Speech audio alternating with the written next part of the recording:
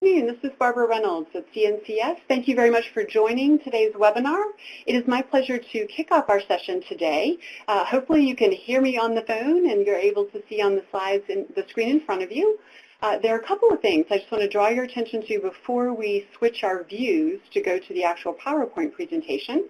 If you haven't yet, please drop your location in on the map. On the screen, you can see already, I think, along with me, a lot of names, a lot of location bubbles. It's great to see so many people on with us today, so many different parts of our country represented. Thank you for doing that. There's also a quick little poll question here, just trying to get a sense of folks on the phone, how long you've worked with your programs. If you take a second and finish that poll as well, we will go ahead and get started.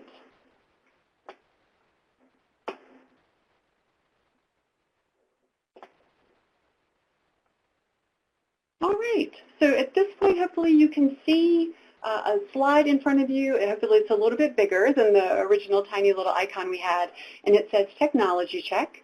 As you can see, we have for today's presentation, we'll have a couple of things in the web links for you.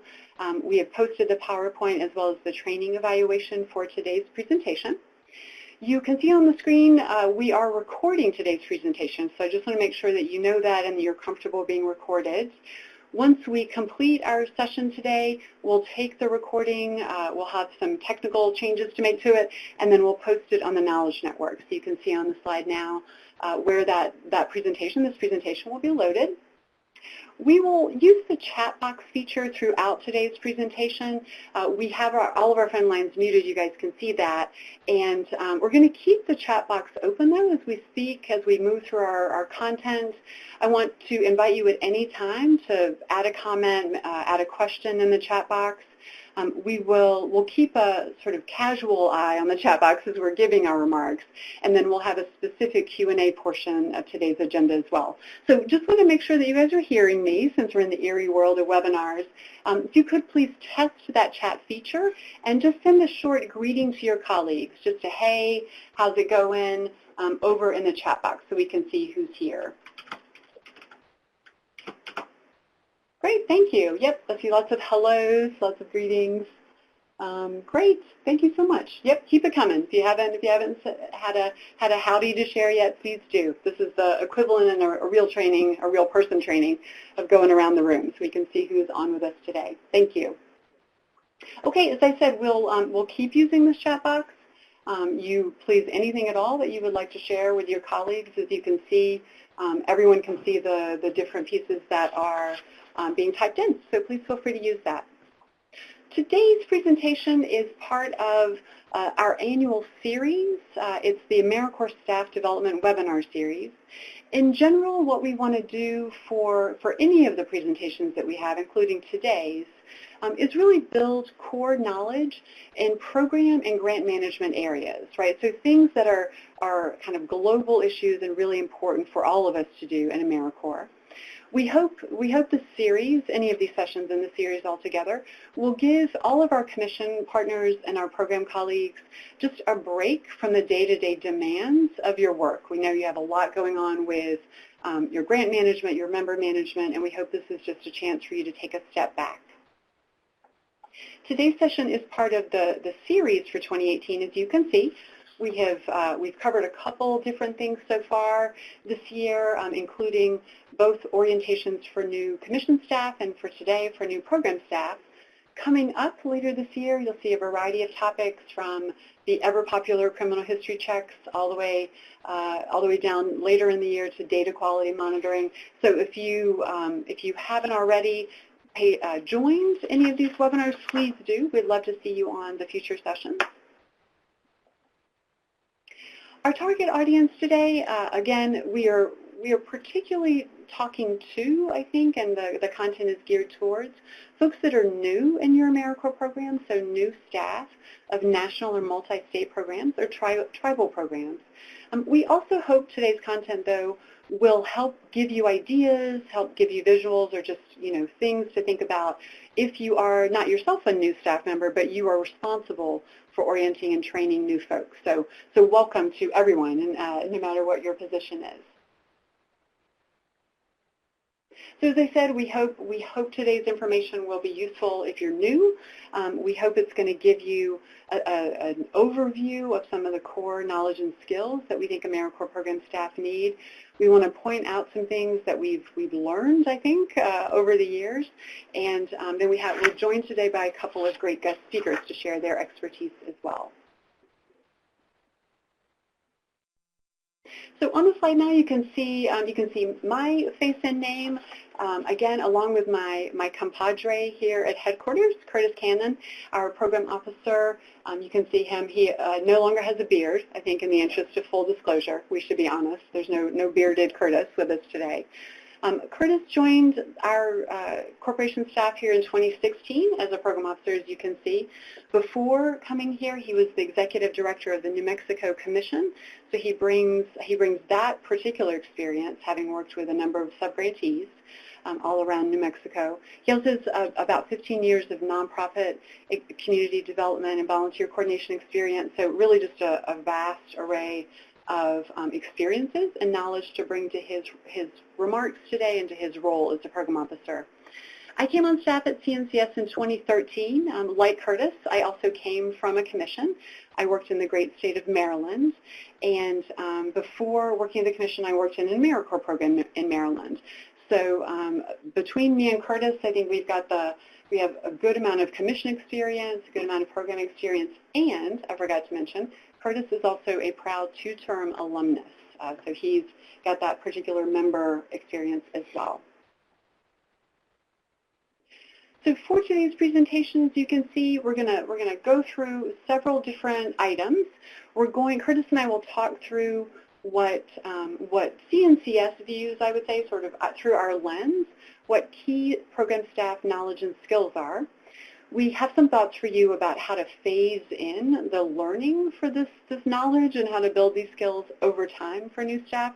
We're going to look at what we recommend for week 1 when you have someone new coming in, and then month 1. We're going to break down in some detail the relationship between CNCS and our program grantees and partners, and offer again some of the experiences that Curtis and I have had in our various roles, and also some of the feedback we've received from our grantees and from programs over the years. As I said, we're joined on today's call by 2 great guest speakers from the International Rescue Committee. Natalia Lopez and Fiorella Morales are on the line with us. You can see them under the presenters in Adobe Connect right now, and they'll be sharing with you some of their real-world experience and expertise in just a few minutes as well. We have a few resources that we'll share at the end, and as I said, we'll pause officially for Q&A as we get further along in the presentation. So that is what we are doing today. So I'm going to jump in with the kind of first wave of our agenda to talk a little bit again about those the core knowledge and skills from the CNCS perspective that we think program staff really need. Now, I think it's helpful at the beginning of this discussion to acknowledge a couple things. First of all, when we're talking about AmeriCorps programs, national programs, multi-state programs, tribal programs, we, of course, call that group of people prime grantees. And so you may see that term in some places in that presentation, and that's what we mean by that. We very much view, and we hope you view as well, that we, the corporation, and our prime grantees are both in a funding relationship, right? We know CNCS receives the funds from Congress, we grant them out, and in equal measure, and equally important, we see ourselves as partners with you. We know in order to fulfill our mission with AmeriCorps, in order to have strong member service experiences and strong programs around the country, we really depend on each other. And so I think it's important, as we are talking today about program staff expectations, I just really want to put that frame on it, that we are coming to you as both your partners and your funders as well in the grant-making sense. So first of all, what are the key areas of knowledge, right? Core knowledge that program staff should know. And I want to, again, say, and Curtis and I'm sure will repeat this, we don't expect, CNCS doesn't expect, and I certainly don't personally, expect that new program staff know all of it, know everything about each of these categories all at once, and certainly not right at the beginning. So globally, if you will, these broad categories that we think program staff should learn over time and become very familiar with, if not expert in over time, are these broad categories. So we're looking, of course, for you, our grantees and our partners, to know a lot about CNCS, about the organization. We want you to have a good grounding in AmeriCorps itself, the program, what's behind it, where it came from. We obviously expect and we really rely on our program partners and grantees to know your community and know the needs of your community and how that works. We are looking to you, of course, to be experts in your AmeriCorps program and to know your AmeriCorps members really as fully and as deeply as possible, depending on the size of your program. So those are our broad categories of knowledge. Curtis and I are going to talk these through. So I just want to point these out as an outline. And then now we are going to go through for a few minutes. We're going to go through these topics in a little bit more detail, just to flesh out what we mean. So when we're talking about knowing CNCS, right, what is it about the corporation that we really hope our new program staff and all program staff will know? We obviously want everyone to be aware of the founding mission for the corporation and in broad strokes, the programs overall, not just AmeriCorps, that exist under CNCS. We want you, to the extent that it's appropriate, to know the org chart and how the agency is structured, and Curtis and I are going to walk through that in just a little bit. We hope over time you'll get to know the names of all the various staff at CNCS. We know there's a lot coming at you. And then certainly we hope, and we think it's a great idea, if you know the staff working in your state, right, so the CNCS staff that are in the state office or managing the state offices where you are, super, super important to meet those people early on and build relationships with them. We also, of course, in terms of CNCS, we want you to learn first and then become very familiar with all of the different communications that we have. So obviously, we have a ton of information on our website. There are lots of emails, lots of messages that come out to you. We really want you to be aware of all that and to read stuff, keep up with it, et cetera. I think that's often a big challenge for folks.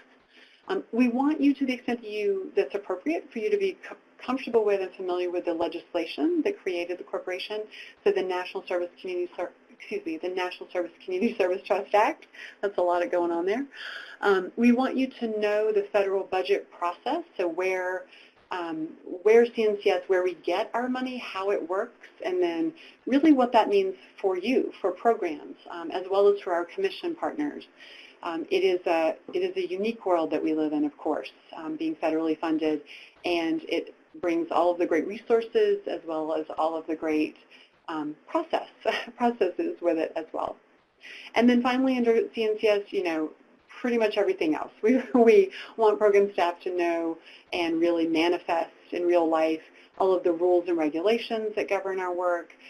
We want you to be aware, and we, I think, go to great lengths to make you aware of funding opportunities. We want you to be really familiar for all the mechanics of how our grants work, so the applications, the terms, the conditions. Once you receive grants, we want you to know about how our monitoring works, et cetera. So sort of all the ins and outs, if you will, of how CNCS conducts our business. From that CNCS overarching area of knowledge, now we're going to look at AmeriCorps specifically. So here we're looking at the AmeriCorps program underneath CNCS overall. Again, looking for building this knowledge over time. We want our program staff, grantees, and partners to know, obviously, and help us fulfill the mission of AmeriCorps specifically. We want everyone to know and be looking at the same kind of general AmeriCorps program cycle, how things work, best practices for program development and member support, obviously, things that we all share. We very much want you to know where and be able quickly to find resources online to support the work that you do. And then we, of course, know that you, over time, will get to know your colleagues. You'll get to know all of the diverse programs within our network. maybe particularly within your states if you're a single state program, or your region, or nationally if you serve the entire country. So again, just wanted to point out some of the key pieces that we look at and we think about when we talk about getting to know and becoming really familiar with AmeriCorps. So I'm going to turn it over to Curtis now. We're going to keep going down the knowledge train. Thank you, Barbara. These are common elements of getting to know and continuing to learn about your community. AmeriCorps program staff are expected to know the demographics and needs of communities where AmeriCorps members serve. Program staff are also expected to know about existing resources to support the program, as well as community, state, or regional institutions that offer resources to program staff, members, and sites. Finally, program staff are expected to learn and build relationships with key contacts and leaders in their communities. As part of this activity, it's good to keep an eye out for notable AmeriCorps alumni in your state as well. Along with the broad categories of knowledge already discussed, program staff are expected to be oriented to and build their knowledge of the ins and outs of their program over time. Specifically, staff should become very familiar with the current year grant requirements, including knowing the budgets in depth if that's appropriate for your program officer position. Staff are also expected to learn all about the program or agency's board, who's on the board, what are the members' terms, and how do board members support and interact with program staff and AmeriCorps members. Over time, it's also helpful to learn about the history of the AmeriCorps program, how it has evolved over the years, who and where are the program alumni overall, and not just notable folks in the community. In addition to your program, specific information, it's important to learn about program evaluation as CNCS defines it, including the theory of change and logic models. Along with overall program details, staff should quickly and fully learn all the approved performance measures and CNCS evaluation requirements that pertain to their program and program grant cycle. Finally, program staff have the great privilege of interacting with AmeriCorps members on a regular basis. This is the fun part. AmeriCorps program staff are expected to know all the details they can about the members, including basic demographics of the group, details on all the members' positions and service activities, their performance results during the service term, and their plans for life after AmeriCorps. And again, ideally all AmeriCorps programs will design and implement a comprehensive alumni program that allows staff to stay in contact, track life after AmeriCorps, and more. Next, we'll talk briefly about the types of skills AmeriCorps program staff need to be successful and lead effective service programs. There are broad categories that represent overall categories of skills CNCS expects program staff to acquire and continue to develop over time. This list is not comprehensive, and it is not expected that program staff will be able to do all of this at once. And this list does focus on the AmeriCorps functions of the program role. You can see the list of expected skills is a mix of communication skills and attitudes, as well as specific actions like providing training and enforcing program rules. Possible phases of learning.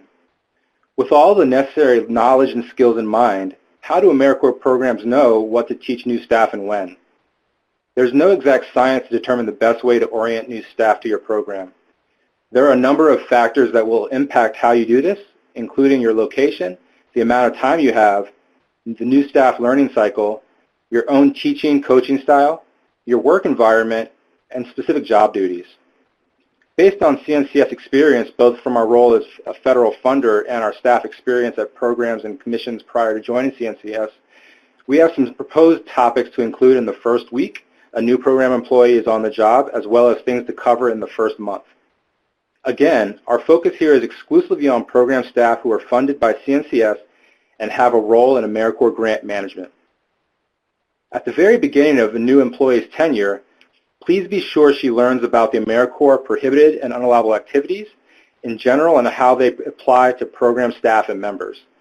We want to be sure staff are fully aware that their work time is being charged to an AmeriCorps grant and that there are specific restrictions on how they can spend that time. Similarly, please be sure new staff know how to complete their timesheets appropriately, including allocating their time between grants if that's relevant for the position. It's very hard to go back and correct timesheet mistakes later on down the road. Other good topics for the first week on the job include introducing new staff to relevant CNCS personnel, setting up their eGrants account, getting usernames and passwords, getting on CNCS and ASN, it's AmeriCorps State and National email listservs, and learning how to navigate CNCS websites and the Knowledge Network. Once your new program staff makes it past the first week, where do you go next in the AmeriLearning journey? Here are some recommended topics to cover fully in month 1. These topics fall heavily on the structure of CNCS, AmeriCorps grant making, and what it's like to work closely with CNCS. And these are recommendations for month 1 content. Each program will adjust the schedule to best meet the needs of the new employee. In the first month, be sure new employees become very comfortable with the structure of CNCS, including how the different CNCS units interact and what this means to programs, CNCS staff contact information, key acronyms and terminology, overall information on CNCS grant making, like the types of prime AmeriCorps state and national grantees and the general grant making cycle, and how the relationship with CNCS works. With all of the necessary knowledge and skills in mind, how do AmeriCorps programs know what to teach new staff and when? There is no exact science to determine the best way to orient new staff to your program. There are a number of factors that will impact how you do this, including your location,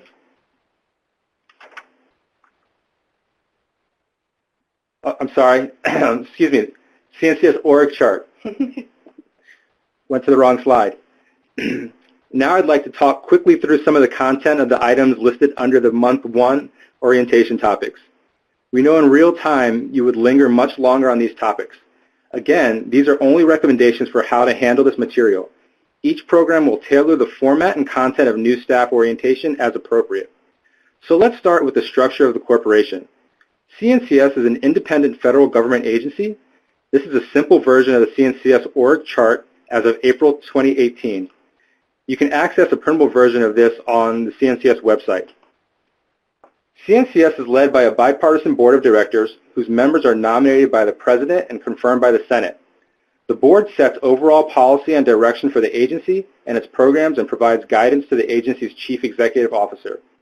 The CEO is also nominated by the President and confirmed by the Senate. The CEO oversees the agency, which includes about 500 employees operating throughout the U.S. and its territories. In this chart, you can see the major units within CNCS. Programs will be in frequent communication with state and national, grants management, and the trust. And you'll see the program officer, grants officer, and trust officers highlighted here. CNCS staff contacts. Let's talk more about these important CNCS staff contacts for just a minute. It's good to know that all prime grantees have 3 contacts at CNCS: the program officer, the grants officer, and the National Service Trust officer. Your program officer, or PO, is your primary point of contact with CNCS. He will support you in the implementation of your program responsibilities and help resolve issues that arise concerning your grants. POs also work closely with other units at CNCS to provide support to programs and can help you connect to other CNCS staff and units as necessary. It is critical that you have regular contact with your PO, including but not limited to a regularly scheduled check-in call each month. Next, let's talk about the grants officers, or GOs. GOs work in the CNCS Office of Grants Management and are responsible for fiscal issues concerning your grants. GOs review your federal financial reports and monitor financial management systems for compliance with AmeriCorps requirements. Please copy your PO on correspondence sent to your GOs so that they are aware of ongoing discussions. Finally, we have our trust officers who work in the National Service Trust, which administers the Eli Siegel Education Awards that AmeriCorps members receive upon successful completion of their term of service. Trust officers are the primary contacts for issues related to the Education Award, such as forbearance, Education Award payments, and student loan interest payments. Please copy your PO on correspondence sent to trust officers as well.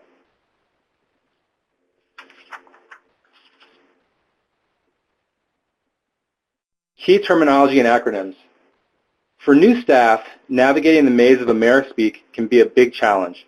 To help bring new staff up to speed, programs may provide a glossary of key terms and acronyms, which we won't go over here, or a cheat sheet to reference for new employees that come on board.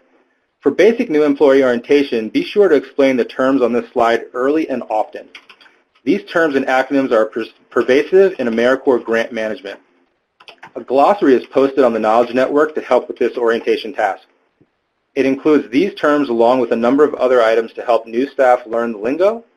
You can access the glossary via the web link in Connect. Hey, Curtis, I'm going to stop you for 1 second. I just want to check and make sure our visuals are still working. It looks like on my screen we may have had an interruption in Adobe Connect. So I'm just going to we're going to pause here for 1 second. I want to make sure that you guys are seeing everything. Great. Looks like it's coming back on. Yep, need to be able to see the chat box as well, the chat feature. I think we're trying to get that going. Okay, I'm still seeing the big slides without the chat box. 1 second, I just want to make sure that we are able to see folks if you're typing in questions and comments. So I'm sorry for the pause. Just 1 second. I want to make sure that we're good.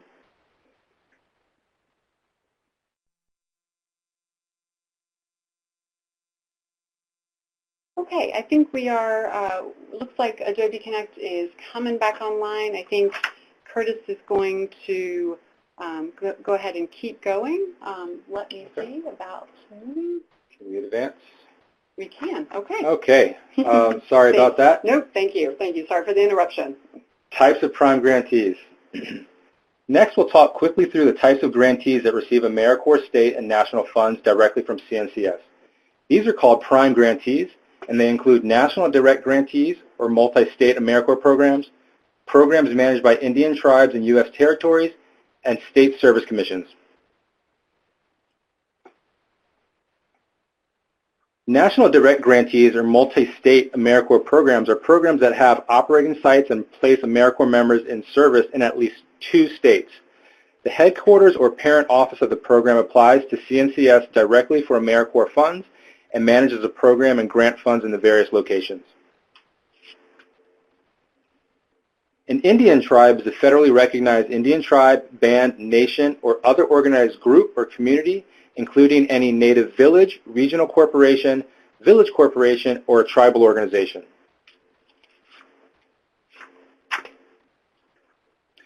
State service commissions are boards of 15 to 25 individuals nominated and appointed by a state's governor.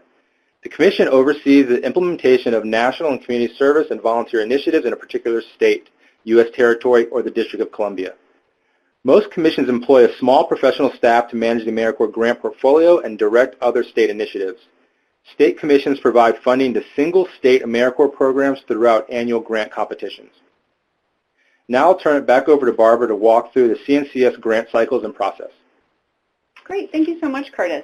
Before I jump into the magic of the money, I do want to just do a quick check and get some audience feedback. I want to make sure that you guys are seeing everything okay and that you're hearing everything okay. So first of all, I just want to get a sense in the chat box, if you could type in me or yes. We want to get a sense of how many folks on with us today work with state service commissions. So if you are a commission staff person, you could just type a yes or a hey, that's me, or right here, commissions rock, whatever you want, into the chat box. Yep, I see lots of yeses there. Great, thank you. Thank you so much.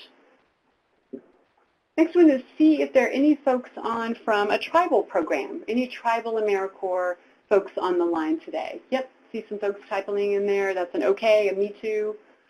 Perfect. And then just for the third category, to connect with what Curtis was talking about before, how many folks on with us are staff, as Natalia and Fiorella are, from a national program, multi-state program, national direct? Anyone there? Yep, I see some yeses. I see Jean, Melissa, Dimitri. Great. Thank you so much. Perfect. Thank you for that pause and interactivity. Just it does my heart good to confirm again verbally that you're hearing us and seeing everything okay. And I just wanted to get more of a sense of who is in the room.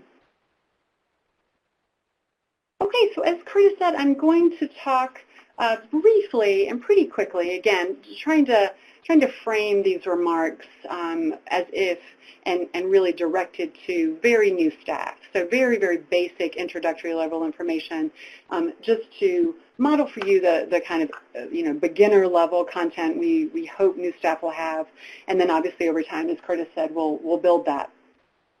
So in very broad strokes, CNCS has multiple grant programs, but in broad strokes, we're going to look at the three buckets, if you will, or three types of grant programs that CNCS works on, and that's of course competitive, formula, and special. For the competitive cycle, we oversee several cycles a year. The competitive grant cycle is the national competition for program and planning grant funds, right? So that's where you guys know, hopefully, that the national direct, the multi-state and national competitive grants are made in this competitive cycle.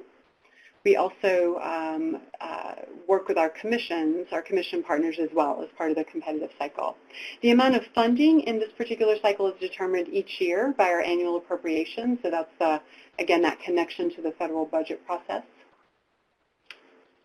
In this example, in this context, AmeriCorps oversees a formula grant cycle as well. The formula grant cycle usually occurs in the spring, early summer. The timing will vary exactly. And the amount of funds that are available in the formula grant process are based on a state-based allocation. So the formula grant cycle is only something that's done, again, in this context with commissions. And so this is another grant cycle, another grant opportunity that CNCS has with our commission partners. And then finally, in this setting, the special grant cycle category, there's several different types of special grant cycles. You can see here tribes would fall into this category. In some years, we'll have targeted priority or planning priority grants. We may have specific program development grants. It really depends on the priorities of our administration, of the organization, and again, the available funding. The timing and amount of funds vary again, just like the formula cycle or the competitive, depending on the grant. We may offer special grants for programs, so for AmeriCorps programming and or planning grants, so for organizations around the country that are interested in exploring AmeriCorps but don't yet have the capacity or know if they want to try to recruit AmeriCorps members. All of these, I think you guys know, but it's worth saying, the grant cycles at this point, grants are submitted in eGrants, and that is where they are managed as well. So just to pull back again in a very, very broad strokes, big picture way, to look at the overall grant-making cycle, right? So we just talked about the types of grants or the buckets of grants that we make. There are 5 main phases, I think that's fair to say, for our grant making. It is one of our key functions, obviously, is to fund programs and organizations around the country. So the guidelines for the grant submission and the use of our funds each year are detailed in the Notice of Funding Opportunity, or NOFO. If that is something that is new to you, welcome to the NOFO land. The NOFO is typically published in the early fall. I think the exact timing will vary a little bit, but it usually is starting to come out and be digested in August, September, sometimes October for running late. Along with the NOFO, we also publish detailed grant application instructions for all prime grant applicants, right? So for competitive grants, formula, and for special.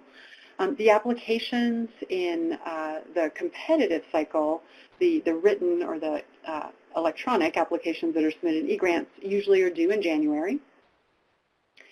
After the grant applications come in eGrants, we internally go through the Grant Application Review Process, or GARP, The large GARP process is called GARP Grande, which I find just delightful. I love to let people know that the large competition that we do every year, the review process is called GARP Grande. It occurs over several months and involves many, many people at CNCS to review all of the applications that come in. Once the applications are reviewed, clarifications are administered, and funding decisions are made, each grantee receives a Notice of Grant Award, or an NGA. Again, I'm hopeful that this is very basic information and these terms are familiar to you. If you are on the webinar today and the Notice of Grant Award is not a term that you're familiar with, please write it down and check in with your colleagues as soon as we hang up today. It's a pretty big deal for you to know about that and know where to find it. Once the Notice of Grant Award goes out, it is a big deal because it gives you the total dollar amount of your grant as well as the time period that you'll be operating in.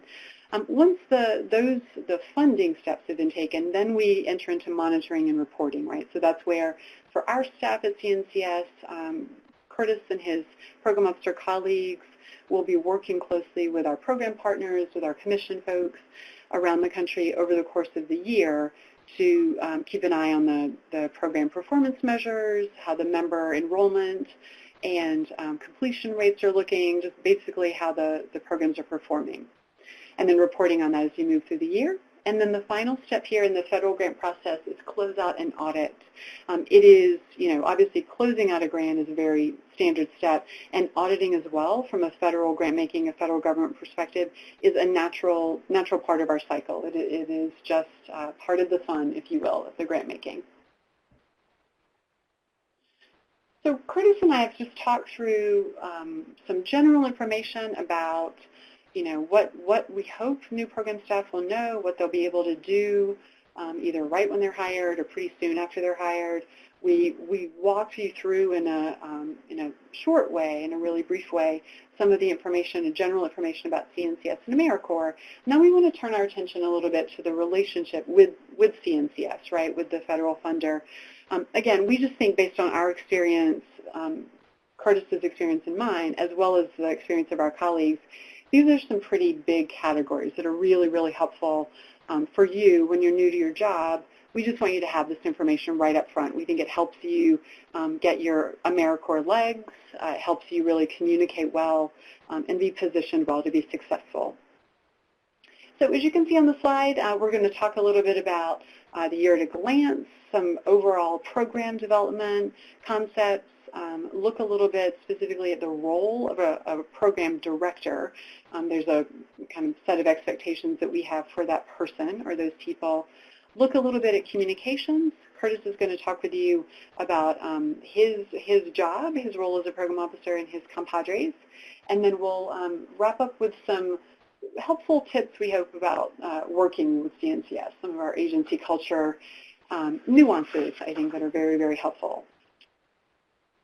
So from a year-at-a-glance perspective, again, if you are brand spanking new or pretty new to your program, you may not yet have gleaned the way that the calendar year flows for the corporation. So this simple chart that you see in front of you now is meant to just capture the notion that our year flows in quarters, that we have quarterly milestones for our grant making, quarterly milestones for reporting, as well as events that happen each quarter that are super important for program staff, like the symposium, as well as national days of service, things that will happen in January, in April, in March. As you can see on the slide, there are days of service, national days of service each quarter that are also, I think, very important for folks. I think a lot of times it's challenging when you're new to know exactly what is due to CNCS and when. So again, we just wanted to give you a sense of the general flow of the year. So no matter where we are in our year at a glance, no matter what kind of partner we're working with, if it's a commission or a program, no matter what kind of grants we're talking about, if you receive a competitive grant or a formula grant or a special grant, we hope and we work with our program grantees to follow this very, very basic program development cycle. So these concepts, I think, are incredibly simple and are not anything that are out of the ordinary in terms of general program development, but I think it is helpful to think about it through the lens of an AmeriCorps program. So we expect that every program is going to design, implement, and evaluate your program activities, whatever they are and wherever you are, to get your AmeriCorps members serving. We think, in the grant application itself, we actually ask everyone to articulate the vision for your program, the need in your community, the way that the AmeriCorps members will help meet that need and fulfill the vision for your program.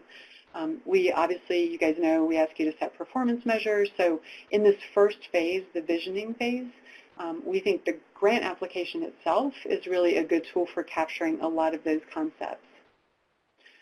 We also think, once the kind of visioning and overall design work of an AmeriCorps program development happens, then the kind of mechanical work, it goes underway under the foundation building phase. So here what we mean under foundation building are really specific items like creating policies and procedures, creating member position descriptions and service agreements, determining your internal controls and how you're going to, the tools you're going to use to screen your AmeriCorps members, right? So kind of all the paperwork, if you will, or the electronic paperwork that we use to run the AmeriCorps programs. In this simple model, the implementation phase, from our way of thinking, is where the actual visible AmeriCorps service occurs, right? In the implementation phase, programs are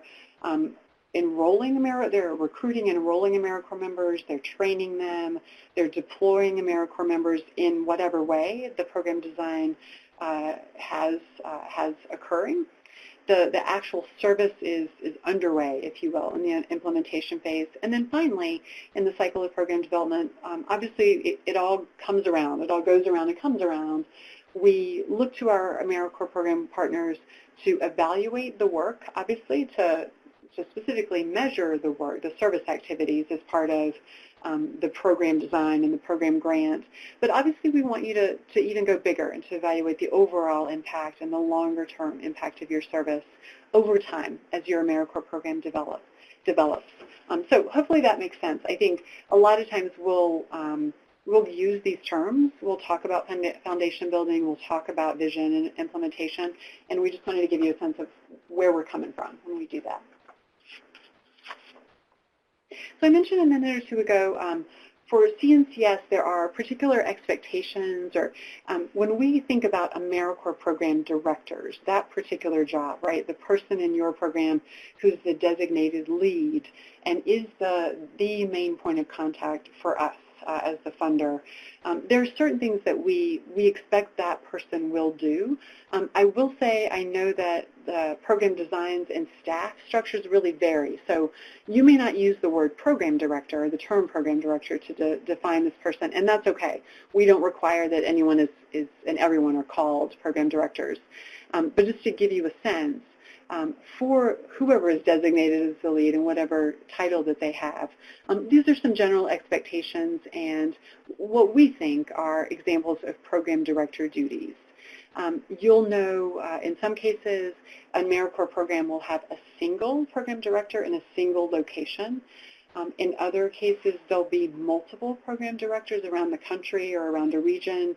And the expectations and the duties that you see on the slide in front of you may be divvied up amongst multiple people, and that's totally fine. Again, there's no hardcore requirements for how this works. We know it's going to vary. On the next couple slides, we just want to show for you quickly. I think there's a lot of text here, so it may not be, we're not going to read everything that's on the slide to you, but I do want to show in a little bit more of a sense of a year at a glance, right? We did the quarterly milestones a minute ago. When we talk about a program director's role and start getting a little more detailed about what it looks like to work as a program director, I think one of the big challenges we know occurs for program staff, and I think Curtis and I both talked about this for our own experiences, it's the fact that we all live in multiple years. We live in multiple program years, if you will, or grant years. And so in this example, you can see here January through June, and the next slide will show you the second half of the year. This is a sample of a program director's work plan to show the flow of a particular year, right? The sample obviously is just quick, high level, not meant to be in any way comprehensive, but it's meant to illustrate for you the different job functions, the key program functions, things like financial management, member support, et cetera. I think, though, in this example, if it's legible on the screen for you, and I'll just tell you if the print is a little too small. In the short example, you can see the confluence, right, of the current year activities, things like, having member training, having site supervisor training, dealing with real-time current year activities, and then the overlap of planning for the next program cycle. So in January, for instance, you'll see the program directors responsible for submitting next year's grant application, right, that competitive grant application that's due January-ish, while simultaneously recruiting for new AmeriCorps service sites and new AmeriCorps members. So this example will not apply to everyone, of course, depending on your program design, but I think it is an illustration, again, of that overlap in the different years that we all have to live in. So in this part of the second part of the year, again, you can see that confluence between the current grant year and the next year, as well as future planning tasks. This could be the part of the year when current members will be wrapping up their service. They may be completing their terms. Program staff may need to, exit members in the portal, right? So some of those really fine tasks that are very time sensitive. At that same time, program staff will be could be recruiting new members, screening them, doing their history checks, et cetera. So I think I mentioned a few minutes ago the importance of the Notice of Grant Award, right, when we were looking at the different steps in the grant-making cycle. So on this example, we specifically call out that the program director will immediately review the Notice of Grant Award. I cannot overemphasize this. I think Curtis would back me up that this particular task honestly is universally applicable. As mindful as we are of all of the different program designs and staffing structures, it is 100% true all of the time that folks should be grabbing that Notice of Grant Award as soon as you receive it. So just want to draw your attention to that in this example. Here again, you can see some of the ongoing tasks like monitoring. You can see different communications throughout the year and throughout the program design, so with members, with sites, et cetera. Again, this isn't meant to be a role model, if you will, of a work plan, but we definitely wanted to give you a sense of what we think of as a possible year for what the program director is dealing with. And then finally, just a quick example I mentioned a second ago, getting to know and being really familiar with CNCS communications. Each month we have a few recurring things that occur, right? We have on the first or second Tuesday of the month, we have optional conference calls with all of our program grantees and all of our commissions. You'll receive information about that via email, and you can also check in with your program officer. You hopefully will have a monthly call set up with your program officer, and we may, in a particular month, have a program staff webinar like we're doing today. So again, just wanted to walk you through some of that general information, and I'm going to turn it over to Curtis to talk more specifically about the program officer. Thank you, Barbara. As we noted earlier, the AmeriCorps State and National Program Officer, or PO, can help programs manage the communications and requests from multiple CNCS units, and the PO is the primary point of contact for direct program grantees. These are the key elements of the PO's job. Portfolio management of a group of direct grantees, including training and technical assistance. The PO's portfolio includes both direct programs and commissions. POs also provide grant process support, such as NOFO development, grant reviews, and clarifications. And POs are active in committee work, both within AmeriCorps State and National and other units within CNCS. Each PO has a group of AmeriCorps State and National direct and commission grantees, as I mentioned.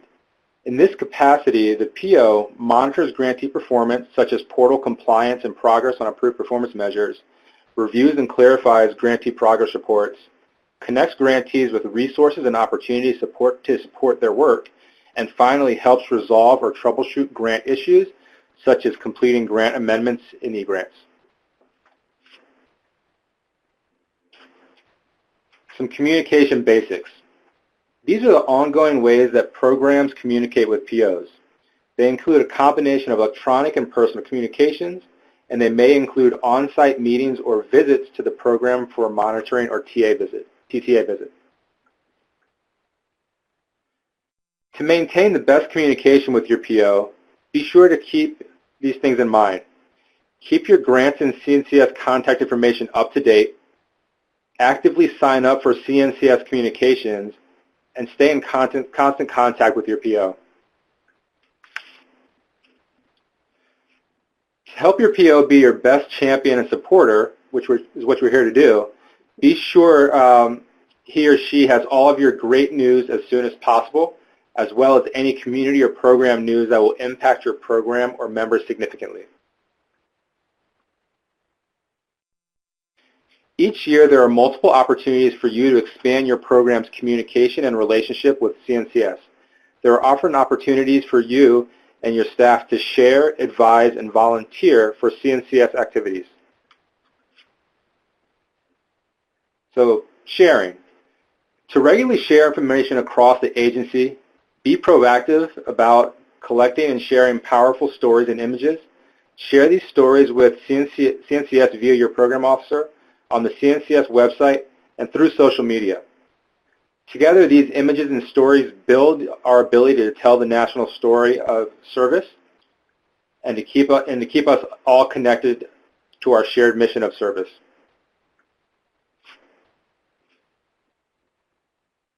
Advice. In addition to collecting and sharing great service stories and photos, you also may be invited to provide input on core agency functions via the Federal Register, surveys, conference calls, or in-person meetings. Please be on the lookout for these opportunities and share your experience and insight as often as you can. We really rely on leaders in the field to offer new ideas, challenge processes, and expand our discussion of important topics. Volunteer. You absolutely can volunteer. You and your staff can volunteer to help design or deliver aspects of CNCS or AmeriCorps State and National's work each year. For example, you may receive invitations to help test new grant reports or training materials, speak on panels or webinars, or coordinate service projects. For these types of opportunities, check in with your PO and let him know that you are interested in this type of engagement. Again, making the most out of your PO relationship. I want to take just a minute to encourage you to think about how you can work with your PO to maximize that important role. As Barbara and I have said throughout this presentation, your PO is your frontline support, your best champion, and your best resource within CNCS. And we know we all have different work styles and communication needs. It is entirely appropriate and welcome for you to talk to your PO about your needs.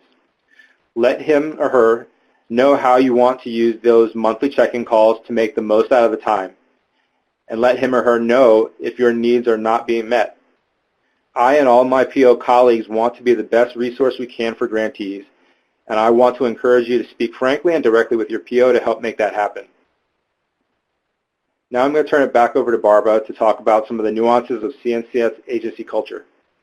Great. Thank you so much, Curtis. Yeah, I feel like for just a second we put on our volunteer manager hats when we were like, you can volunteer.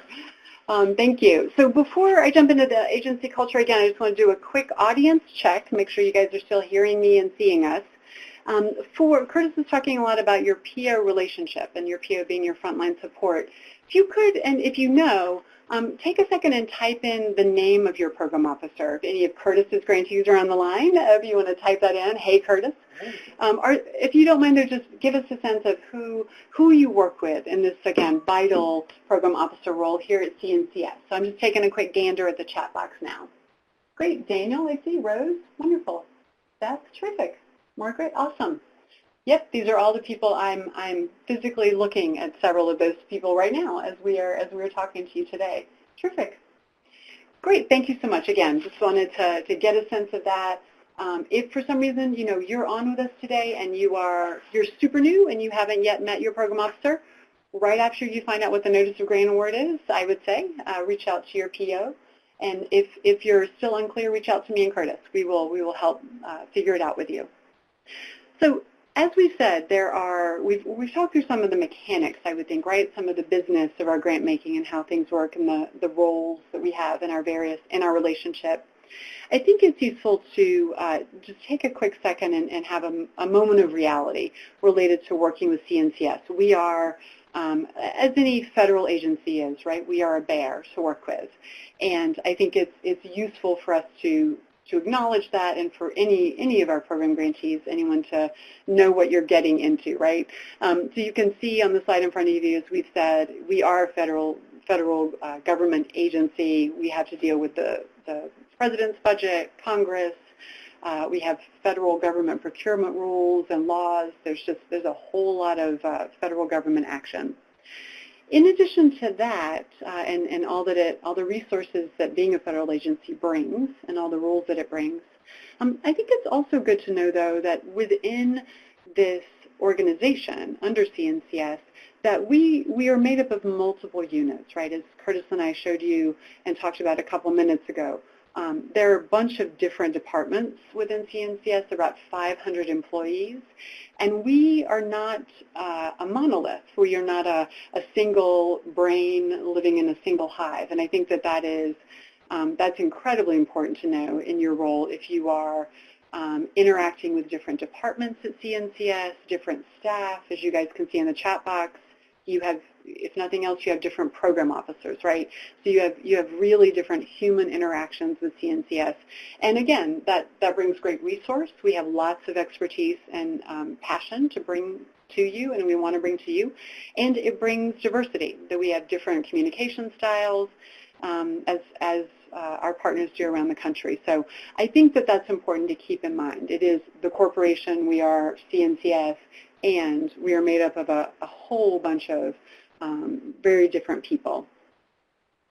And then finally, I just want to note, kind of within all that, right, with the federal role that we have within all of our different staff, we send out a lot of communications. I mean, this was, to me, when I first went to the commission, one of the biggest stresses that I had was trying to manage my inbox, my email inbox, because I would get every single day easily 10 different emails from different people at CNCS, right? It wasn't like my program officer was bombarding me. It was multiple units, and that was very overwhelming. And it took me some time. It took me some real discussions with my program officer to figure out how to manage that. And so I think, again, just in the interest of full disclosure, I want to say we do send out a lot of communications, and the different departments and the different units in CNCS do not coordinate those communications. So it's not in any way intentional that you may receive 10 emails from 5 different departments at CNCS. We're not ganging up on you. Intentionally, it is entirely happy coincidence that we are all wanting to speak with you at the same time on the same day. So having said that, I think this is a good opportunity to note your role when you are receiving a lot of communications. If you're getting overlapping requests, conflicting requests for information, or deadlines, or anything like that you're receiving, and you just feel conflicted by that, this is a great opportunity to engage your program officer, right? And as Curtis said, be really direct, be really frank about it. We very much all want you to be able to manage the communication, to manage the different humans, the different personalities within CNCS, and then with us kind of manage the federal world that we live in. And the best way that we can do that is to stay in communication with each other. So far today, as Curtis and I have gone through, we've looked at a few basic and introductory pieces of information. We hope for new program staff that it's useful for you right now, or if you are working on new staff orientation for your program. Next, as I said, we're going to be joined by two leaders in the field and folks who are doing this in the real world. We have on the line with us Natalia Lopez and Fiorella Morales. I don't know if you guys saw on the map when we first started, but they are joining us not from DC. They are in other parts of the country, and they will talk to you a little bit about that in just a second. First up, we're going to hear from Natalia. And Natalia, as you can see on the slide in front of you, is the Senior Program Officer who manages volunteer and intern operations and for U.S. programs and oversees the program management for the national AmeriCorps grants at IRC. So she has quite a big hat, a big role that she plays. And she has been in her organization since 2010. She, like me and Curtis, I think, comes from a volunteer management background, having worked at the United Way in New York City, and has just great experience and great leadership in the field. So Natalia will be our first speaker, and then as you can see on the slide, she is joined today, and we are joined by Fiorella Morales as well. Fiorella is the Volunteer Operations Manager, and she has, I think, just joined headquarters staff this year. So I think Fiorella may be a newer program staff, and it's great. This is a great combination. We think both perspectives from Natalia and Fiorella will be super useful to illustrate and really go deeper on some of the concepts that Curtis and I have been sharing. So it's my pleasure to welcome our guest speakers, and I'm going to turn it over to Natalia. So take it away. Thank you. Just want to check that everyone can hear me okay? Yes. Yep, okay, great. We can hear you. Thank you. Well, thanks again, Barbara and Curtis, for the introduction. And again, thank you for inviting us to speak on today's call. We were very excited to join in and talk a little bit about our best practices with onboarding both HQ staff and field staff to our AmeriCorps programs.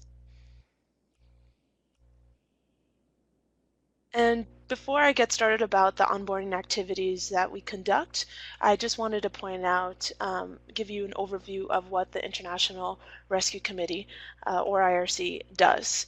Generally, the IRC responds to the world's worst humanitarian crisis and helps people whose lives and livelihoods are shattered by conflict and disaster to survive, recover, and gain control of their future. The IRC works in over 40 countries and in 28 U.S. cities. Our work in the U.S. involves providing services to newly arrived refugees and asylees. Last year, the IRC helped over 10,000 refugees and special immigrant visa recipients resettle in American communities. The IRC has 2 National Direct AmeriCorps grants, or also referred to as PRIME grants. This year, we placed 41 AmeriCorps members in 19 U.S. program offices. AmeriCorps members provide support to the IRC clients in the areas of job training, job placement, and health and wellness services. We have been running our job placement and job training AmeriCorps program for the past 5 years, and our health and wellness AmeriCorps program for the past 3 years. So on the screen you see a very small organizational chart, and this by no means is the full organizational chart at the IRC. I modified the chart to focus on staff who is directly involved with our AmeriCorps programs. As previously mentioned, Fiorella and I both work at the IRC U.S. Programs Headquarters Office. My direct supervisor is the Senior Director for Resource Acquisition and Management. He oversees a team of 7 staff, including myself. I am the Senior Program Officer and oversee volunteer intern and AmeriCorps management for our U.S. program offices. Fiorella is a volunteer operations manager and coordinates directly with AmeriCorps members and supervisors. She also helps with some specialized volunteer projects. And then the last box you'll see 19 field offices. I thought spreading it out into 19 boxes would make it really, really tiny to see. So we have 19 field offices who participate in IRC's AmeriCorps programs. Each AmeriCorps member placed in one of those offices have a direct supervisor who helps support with recruitment, onboarding, and management of the AmeriCorps members locally. And then the next few slides I'm going to be discussing first the practices for onboarding headquarters staff, as well as then talking about the orientation we provide for field staff who are involved with our AmeriCorps programs. So on this slide that you see right now, just a quick overview about orientation for HQ staff.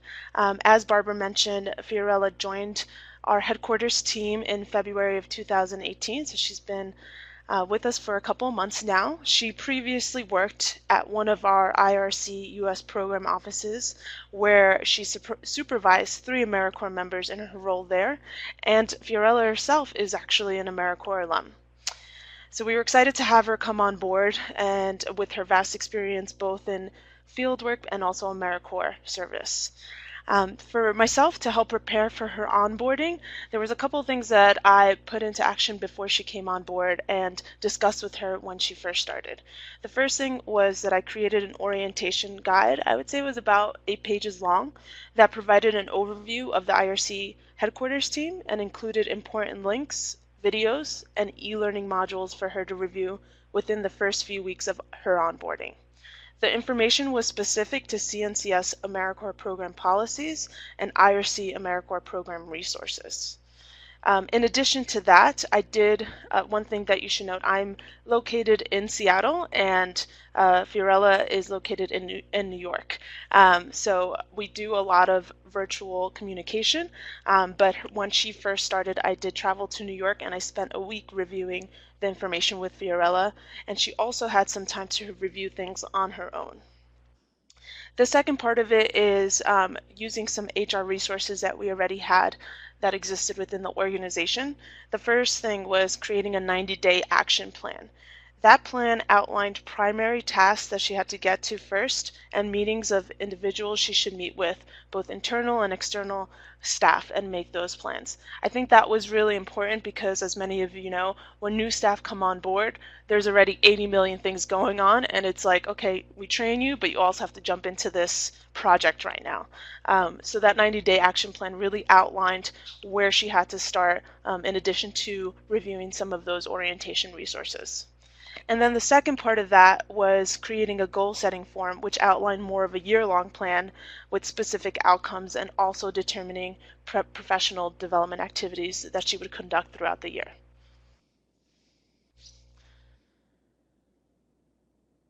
And this is really small, but these are snapshots of some of the materials that we created, that I created for Fiorella when she came on board. The one on the left-hand side, it does show a couple of links. All those links, one thing I want to note is we do have a secured cloud platform that we put in all our resources that are for internal staff, especially because we work a lot now virtually. And so anytime she needs to access those links, she can go into that cloud platform called Box to access the information. It may be a document, a video, e-learning module. It's easier for her to access at any time. So some of the information, like I mentioned earlier, we reviewed together when I was in New York, and some of the information she can easily click on and review during her first month.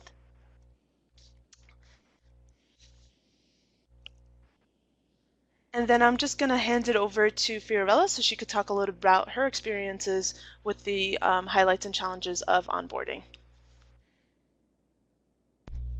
Great. Thank you, Natalia. Can you hear me? Can anybody Yes. hear me? Perfect. Thank you very much. So this is Fiorella speaking again. So in this slide, I'm going to talk about my experience and some highlights and challenges that I've encountered myself during the onboarding training process. So I'm going to start with the highlights during the onboarding process. So firstly, my overall feedback about the training is that I found it extremely helpful, informative, and very necessary because it provided me with very specific information about the functions of the organization and its mission, as well as of the AmeriCorps program and CNCS. And I felt that it was very necessary for me to understand all of this really early on. So that was very, very helpful. Another highlight is that I really, really liked that I was able to have a conversation with Natalia, who is my supervisor, about my performance and professional development goals early on. I think that setting short and long-term goals early on gave me a sense of direction. I knew what I needed to do to accomplish in the next 30, 60, or 90 days. So it was definitely, I felt like it was definitely a start of a strong manager-employee relationship, and I very much appreciated that, to have some clarity on my role and also direction and expectations from my supervisor. And overall, as I mentioned, I found my onboarding training very helpful because it also allowed me to learn information that I needed to know in order to do my work at my own pace and during my own time. As some of you may know, that a lot of time is invested into building resources for trainings as well as conducting the actual training. So I greatly benefited from reviewing the self-guided orientation that Natalia worked on, as it allowed me to go back to review information in resources with just one click. And although I've been in my position for nearly 4 months now, I still heavily rely on that self-guided orientation, and I use it regularly because it's very hard to remember all information during the first couple of weeks that you start. So that's certainly been very, very, very helpful for me. So moving on to talk about challenges. So right now as you know, we're working with 19 offices, and each IRC office is quite unique, and mainly because of the different populations that each office is serving and the different types of programs and services.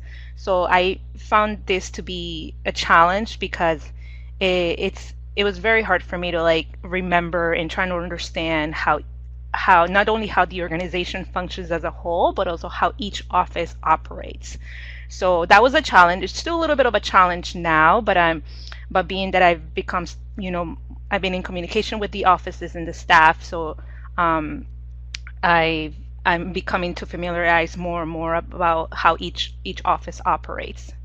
Now, learning how to navigate employee relationships. So navigating employee relationships, so providing guidance to both field staff that supervise AmeriCorps members, and the AmeriCorps members can sometimes be very challenging because I'm not there on a day-to-day basis. As you know, I'm based in New York, so we have AmeriCorps members, across the country, and they're based in different states. So that's been a challenge not to be there in person sometimes, but I've managed to be in communication with them virtually and on a regular basis.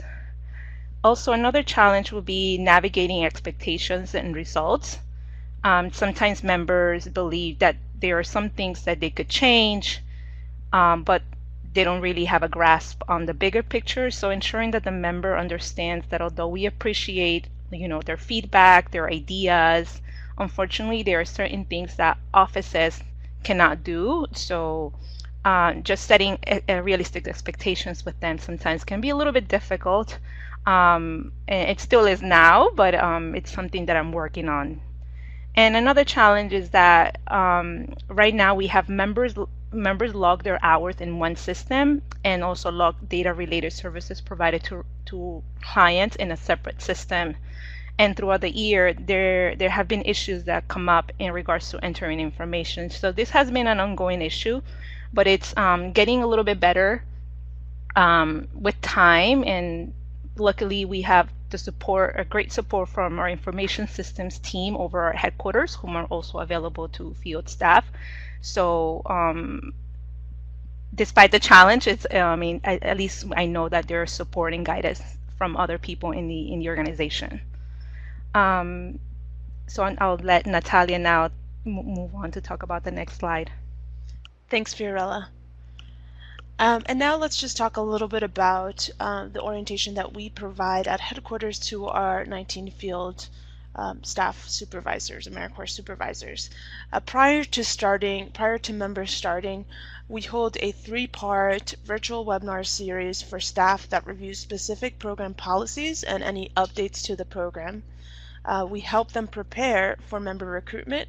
We continue reiterating how to best support members throughout their service year, and also how to best collect program outputs and outcomes through our data systems. We then follow up with materials and resources that staff can have access through, and which they can access through IRC's intranet site, as well as viewing recorded trainings. Throughout the year, we also have an open line to all field staff to discuss any questions that they may have or challenges that can arise. Being that we are a multi-state grant, we do not only use a phone and email for communication, but our organization also uses Skype as a communication tool. So we have all those 3 tools to allow supervisors and field staff to contact us at any moment. One thing I also want to note is we are in constant communications with members, as well as field staff, but we do also hold a mid-year review with field staff to go through any feedback we've received throughout the year by members, as well as see if they have any feedback in addition to their general questions that they've sent out throughout the year. And then this is just an example of the handbook that I mentioned. So we do have these resources. It's pretty lengthy. As you know, there's a lot of information on there, but we like to split it up to provide information on how to plan, prepare, and manage your members and what to do at the end of their service. And then this is the intranet site that I mentioned. On the left-hand side, you'll see that there are columns that both AmeriCorps members and supervisors can access. So there's a section specifically called Supervisor Resources that has access to those handbooks, as well as recorded trainings and all the files and information that they need to maintain at their local office. And then I'm just going to turn it over to have Fiorella talk about the field staff highlights and challenges. Great, thank you, Natalia. So for the field staff highlights and challenges, so some are based on my own experience when I was supervising AmeriCorps members in my previous position, but there are others that are also based on feedback and comments that we received from field staff supervisors. So starting with the highlights from field staff, which I've also can say that were some of my highlights when I was supervising AmeriCorps members, is that field staff, or I thought also that the onboarding training process provides us, or them used to provide me, with a better understanding of the programs, because there are a lot of regulations and policies implemented into the AmeriCorps program and CNCS, so ensuring that field staff understand the program is essential to ensure compliance with all requirements. The field staff have also found that the member and supervisor's handbook that Natalia showed in the previous slide was a great tool of resource pre and post onboarding, as well as the webinars that are conducted throughout the year. So I myself also found that these resources were very helpful, as I was able to go back at any time for more information. So for challenges, some challenges that were encountered by field staff, which at some point were also challenges that I encountered in my previous position, that the onboarding of new staff during the middle of the year is certainly challenging for everyone. It's challenging for the member, for the new staff, and staff at headquarters. For us here over at HQ, we require that during the transition that another field staff supervises the member in the interim while the office recruits or onboards a new person. So once a new staff is on board, Natalia and I, over at HQ, we ensure that we share all training resources with the new staff to ensure a smooth transition for them. Another challenge that I myself have encountered in my previous position, and that I've heard from other field staff right now that are encountering, is that it's a lot of information. So especially for those that are starting during the middle of the year, but I think that having the members and supervisors handbook to rely on at any time, and having access to the recorded webinars, and just having that ongoing communication with field staff has certainly been beneficial for everyone, and that's improved the collaboration with everyone. Another challenge, which it's on training on specific systems, which is same as I said earlier on when I talked about my own challenges now as an HQ staff. So we still, as you know, we have members log hours in one system and log data related services provided to clients in a separate system. So this has been an ongoing issue, like I said, that we've been encountering, but things have continued to improve little by little with the guidance and support from our information systems team over at headquarters. So, and that's it for my challenges. Thanks, Natalia. Thanks, Fiorella, again. So just to wrap it up really quick, some of our next steps is, as we mentioned earlier, we're going to continue updating our resources. As CNCS puts out new program policies, we ensure that those resources we provide to both HQ staff and field staff are updated as they come in. One thing I would love to hear, maybe not on this call necessarily, but all of you saw my email in the beginning of this slide, but hearing from other organizations that are on today's call about what are some of your best practices when it comes to onboarding. And the last next step for us is our data systems, continuing to update those systems and ensuring that there's sufficient training for all who are using those systems. Thank you all. Great, Natalia, thank you so much. Fiorella, thank you so much, you guys. That was as we thought, as we hoped, as we were advertising. Again, the level of detail and just the thoroughness. I really appreciate you walking us through that, both of you, both from the HQ perspective and for field staff. I felt like I heard a lot of overlap between what Curtis and I talked about, the kind of barrage of information, the managing the different people. I note your challenge around data systems, of course. Obviously, that's something we share. So yeah, I just really appreciated hearing from both of you. I'm really grateful. Thank you for sharing that information. So just want to transition. We do have the chat box open. I know Natalia and Fiorella are still on the line with us. If there are any questions you have or comments you have for them about the IRC presentation, please feel free to use that chat box. I want to draw your attention to a few CNCS resources. These are things as you're looking at your orientation manual, your intranet sites, at your own programs, your own organizations, just making sure that you're aware of these resources. Curtis and I think have talked about these in various ways throughout today. Making sure, as we said, that you sign up for CNCS emails so you can get that barrage of information we mentioned. There are also links to grant terms, GPR, et cetera. So just making sure that you can really see all that. I want to take a second and see if there are any particular questions that you have for Curtis, for me, again for Fiorella or Natalia. If you have any questions you'd like to type into the chat box, we'll collect them that way, and we're all pausing right now to read the chat box. So please take a second if you have any questions for us.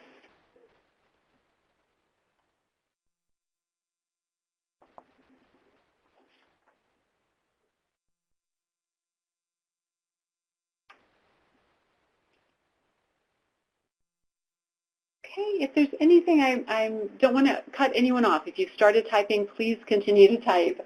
I just want to be mindful of time. Please, though, as I said, if there are questions that you have that you want to get our feedback on, or if there's information you want to share with us, please do, either in the chat box now or in our emails after today's session. Just to start wrapping it up a little bit, again, we have a post-webinar survey. You can link to it. We really invite you to take a second. It's just a few short questions. You can link to it in that web link box that you see on the screen in front of you. You'll also get a little prompting reminder after today's session in case you don't do that. You can also fill out the survey when you get that reminder. As we said, we're posting today's recording later this month. It'll go up on the Knowledge Network, and you can access the slides, the visuals, on the Knowledge Network now. So if you want to try to get a bigger view of some of the screenshots that we shared with you or some of that information, please feel free.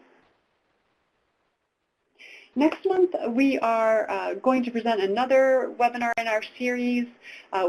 Given the timing of the year and just thinking a lot about recruiting and screening and selecting AmeriCorps members, we're going to spend the session talking about criminal history checks from soup to nuts.